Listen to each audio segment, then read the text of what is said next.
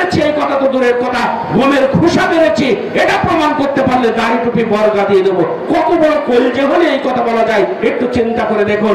অত বলে আওয়ামী লীগ দুঃশাসনের সময় যারা মেম্বার মানে কাউন্সিলর ছিল তারাও দেশ থেকে লক্ষ লক্ষ টাকা পাচার করেছে, যারা উপজেলা চেয়ারম্যান ছিল তারা কোটি কোটি টাকা পাচার করেছে, যারা এমপি ছিল তাদের তো আর কোনো কথাই নেই। তারা সিঙ্গাপুর বাড়ি করেছে, কানাডায় বাড়ি করেছে, বেগমপাড়ায় বাড়ি করেছে, সুইস ব্যাংকে টাকা রেখেছে, দেশটাকে আস্ত গিলে খেয়েছে। সম্মানিত উপস্থিতি, আমরা দাবি করতে চাই সকল টাকা আমাদের টাকা, এই টাকা ফেরত আনতে হবে, এই দেশকে উন্নয়ন করতে হবে, এটা আমাদের দাবি। সম্মানিত উপস্থিতি, সুতরাং আসুন, বাংলাদেশ জামাত ইসলামী এই দেশটাকে ভালোবাসে, এদেশের মানুষকে ভালোবাসে। আমরা খুব স্পষ্ট ভাবে বলতে চাই, জামাত যদি রাষ্ট্র ক্ষমতায় চায় আসে, তাহলে এদেশের কোনো মানুষ আর না খেয়ে থাকবে না ইনশাআল্লাহ। এটা জামাত ইসলামের অঙ্গীকার।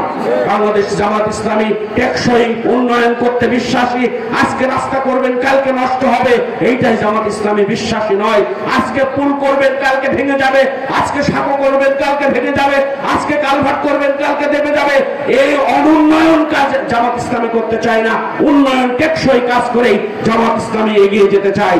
এই জন্য আসুন, আপনাদের কাছে বিনয়ের সাথে অনুরোধ করছি, 54টি বছর অনেক কিছু দেখেছেন।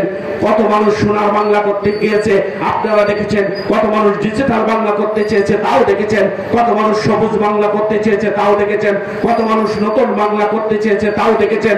একবার আপনারা জামাত ইসলামের ছায়াতলে আসুন, দাঁড়িপাল্লায় ভোট দিন এবং দেখুন আমরা দেশটাকে কোথায় নিয়ে যাই। আল্লাহ তাআলা আমাদেরকে কবুল করুন।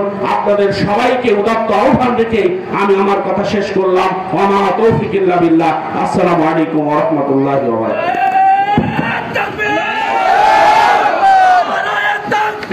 আল্লাহু আকবার, আল্লাহর আইন চাই, সত্যের শাসন চাই, আল্লাহর আইন চাই।